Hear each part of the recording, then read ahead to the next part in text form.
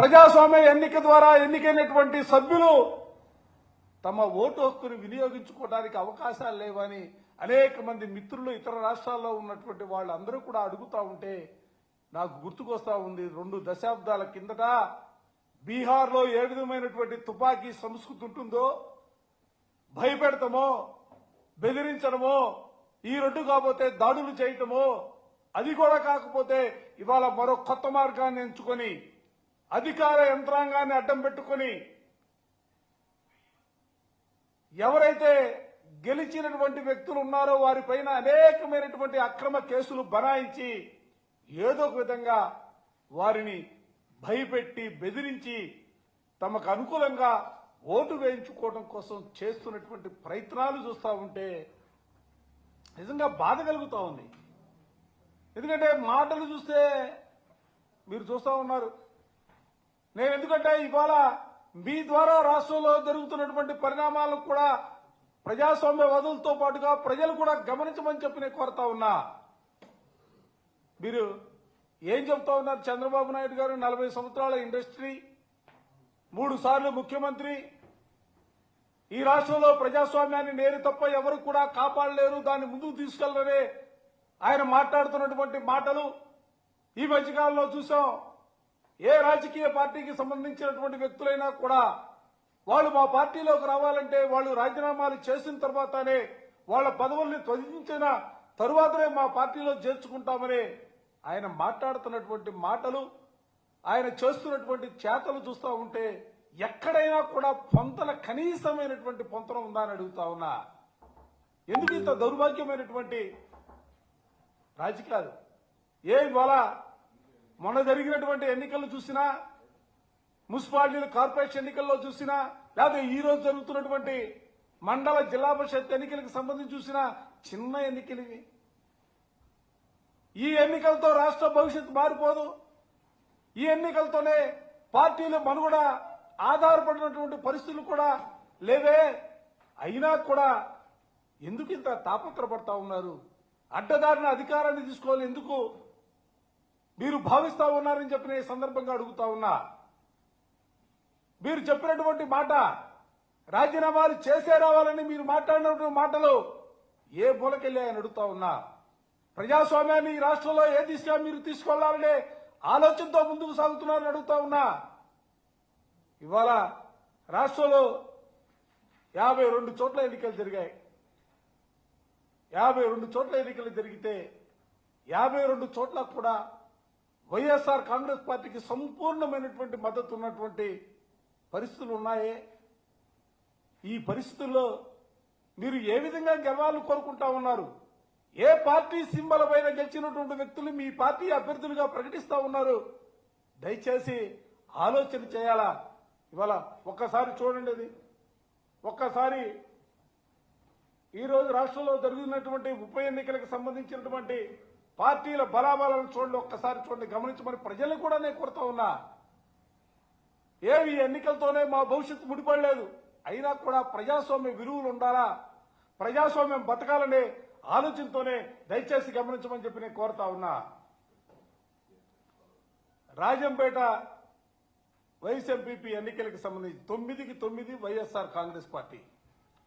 అనపర్తి నియోజకవర్గం బిక్కవోలు ఎంపీపీ ఉప ఎన్నికలు చూస్తే 20కి 20 వైఎస్ఆర్ కాంగ్రెస్ పార్టీ. తణుకులోని అత్తిలి ఎంపీపీ సంబంధిస్తే 15-15 YSR Congress party. Eluru rural vice ఎంపీపీకి సంబంధించి 11-11 వైఎస్ఆర్ కాంగ్రెస్ పార్టీ. నరసరావుపేటలో 17 సంబంధించి 17 వైఎస్ఆర్ కాంగ్రెస్ పార్టీ గెలిచింది. కావల్లో దగదర్తి వైస్ ఎంపీపీకి సంబంధించి 11-11 వైఎస్ఆర్సీపీ. అనంతపురం రాప్తాడు నియోజకవర్గం రాప్తాడు ఎంపీపీకి సంబంధించి 10కి 9 వైఎస్ఆర్సీపీ. ఈ విధంగా పోతే చివరికి చంద్రబాబు నాయుడు గారు ప్రాతినిధ్యం వహిస్తున్నటువంటి కుప్పం నియోజకవర్గంలో రామకుప్పం ఎంపీపీ వైస్ ఎంపీపీకి ఎన్నికకి సంబంధించి కూడా 16కి 16 వైఎస్ఆర్ కాంగ్రెస్ పార్టీ గెలిచినటువంటి పరిస్థితులు. ఏ నియోజకవర్గంలో చూసుకున్నా, ఏ వైస్ ఎంపీపీకి సంబంధించి ఎన్నిక చూసుకున్నా, లేకపోతే ఏ ఎంపీపీకి సంబంధించి ఎన్నికలు చూసినా కూడా ప్రతి చోట కూడా వైఎస్ఆర్ కాంగ్రెస్ పార్టీకి సంపూర్ణమైనటువంటి సంఖ్య ఉన్నటువంటి పరిస్థితుల్లో కూడా ఈరోజు ఈ ఎన్నికల్లో ఏదో ఒక విధంగా గెలవాలని చేసే వాళ్ళ ప్రయత్నాలని ప్రజలు కూడా గమనించాలని చెప్పిన ఈ సందర్భంగా కోరుతా ఉన్నా. ఈ సందర్భంలోనే నేను ఇంకో విషయాన్ని కూడా మీ ద్వారా కూటమి నేతలకు కూడా చెప్పదలుచుకున్నా. నిజంగా ఈరోజు రాష్ట్రంలో 52 చోట్ల ఎన్నికలు జరిగితే ఆ ఎన్నికల్లో 30 చోట్ల వైఎస్ఆర్ కాంగ్రెస్ పార్టీ శ్రేణులు మీరు చేస్తున్నటువంటి దౌర్జన్యాలని, మీరు చేస్తున్నటువంటి ఆగడాలని, మీరు ప్రభుత్వ యంత్రాంగాన్ని అడ్డం పెట్టుకుని మీరు బెదిరించినప్పుడు కూడా మేము ఇంకొక విషయం కూడా చెప్పాలా. ఇవాళ ఎందుకంటే రాష్ట్రంలో ఉన్నటువంటి పరిస్థితుల్లో న్యాయస్థానాలను ఆశ్రయించి న్యాయస్థానాల ద్వారా కూడా గౌరవ న్యాయస్థానాలు ఇచ్చినటువంటి ఆర్డర్లు కూడా అమలు చేస్తున్నటువంటి పరిస్థితులు లేనటువంటి పరిస్థితులు ఉన్నప్పుడు కూడా 52 స్థానాలకు సంబంధించి 30 స్థానాల పైన వైఎస్ఆర్ కాంగ్రెస్ పార్టీ శ్రేణులు గెలిచారు. టీడీపీకి కేవలం 11 చోట్ల, జనసేనకి 1 చోట, 10 చోట్ల బలవంతంగా పోస్ట్ పోన్ చేయించినటువంటి పరిస్థితులు కూడా రాష్ట్రంలో ఉన్నాయి. నేను అందుకే ఈ సందర్భంగా వాళ్ళకి స్పష్టంగా చెప్తా ఉన్నా, మీరు ఎన్ని ఆగడాలు పాల్పడినా, మీరు భయపెట్టినా, బెదిరించినా కూడా వైఎస్ఆర్ కాంగ్రెస్ పార్టీ శ్రేణులు మేము జగన్మోహన్ రెడ్డి గారి నాయకత్వంలో ఉన్నాం. జగన్మోహన్ రెడ్డి గారు ఇచ్చినటువంటి బీఫామ్ ద్వారా మేము గెలిచాం.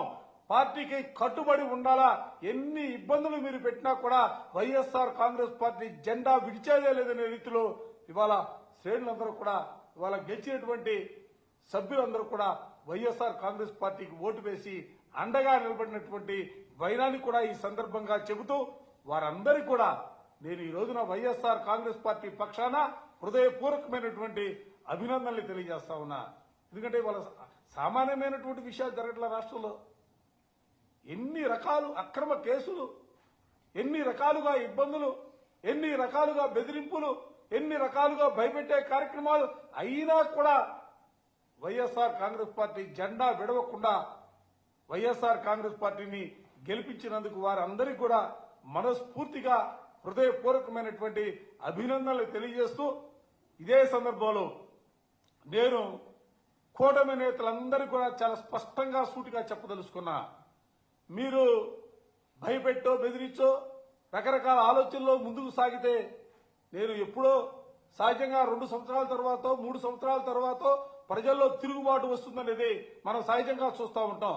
కానీ మీరు చేసే ప్రక్రియ వల్ల, మీరు చేసే కార్యక్రమాల ద్వారా ఇప్పటికే ప్రజల్లో తిరుగుబాటు మొదలైంది. మిమ్మల్ని ఎదిరించడం మొదలుపెట్టారు. భవిష్యత్తుకు సంబంధించి కూడా మీకు సరైనటువంటి సమయంలో ప్రజానికి సరైనటువంటి తీర్పునివ్వడానికి, మీకు బుద్ధి చెప్పడానికి సిద్ధంగా ఉందన్న అంశాన్ని కూడా ఈ సందర్భంగా గట్టిగా చెప్పదలుచుకున్నాను.